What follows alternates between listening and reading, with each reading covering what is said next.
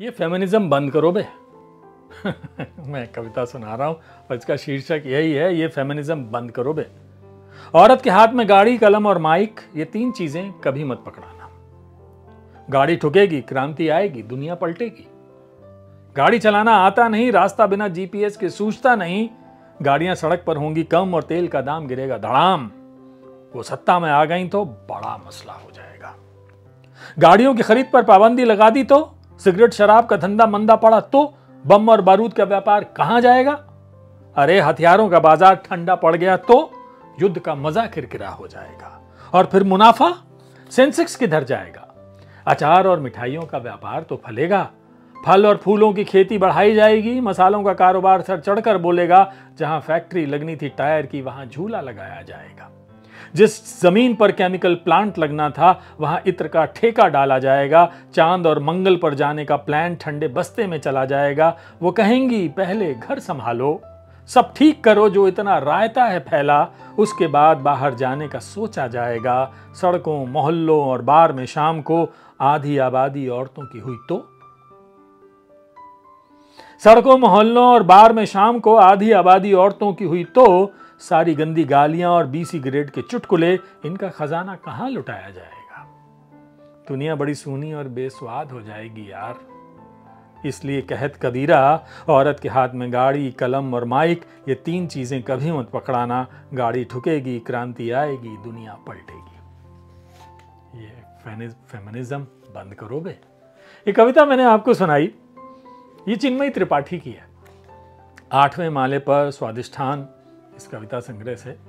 चिन्मयी त्रिपाठी को आपने देखा होगा, सुना होगा, बहुत खूबसूरत गाती हैं, कमाल का गाती हैं। और हिंदी में कविताओं को अपने संगीत के जरिए प्रचलित करने में सबसे बड़ा योगदान चिन्मयी त्रिपाठी का है।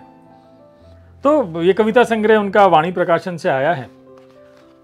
मेरी नजर पड़ी तो मुझे लगा कुछ कविताएं मैं आपको सुनाता हूं, क्योंकि कविताओं की सराहना होनी चाहिए। फॉसिल, ये कविता सुनिए। सुर्ख और लबरेज गुलाबों जैसा था प्यार, सूखने से पहले इत्र बना लेते कितना अच्छा होता। सुर्ख और लबरेज गुलाबों जैसा था प्यार, सूखने से पहले इत्र बना लेते कितना अच्छा होता। सूखना ही था, सूख गया, सूख कर कांटा हुआ।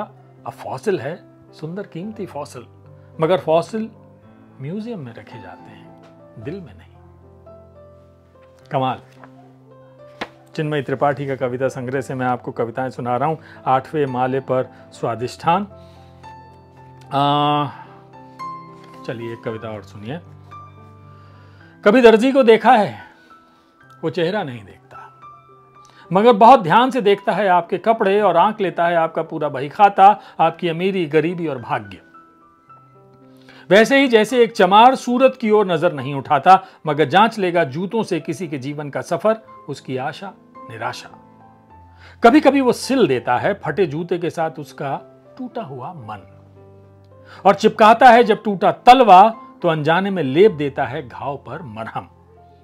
और एक हम हैं चमार, जो आंकते हैं व्यक्ति को उसकी चमड़ी से, चमड़ी के रंग से, मगर किसी नंगे पांव सड़क पर भटकते बच्चे के पैरों में नहीं डाल सकते एक जोड़ी चप्पल। जो किसी ठिठुरते आदमी का तन नहीं ढक सकते कड़ाके की ठंड में, मगर मोल करते हैं इंसान का उसके कपड़ों को देखकर।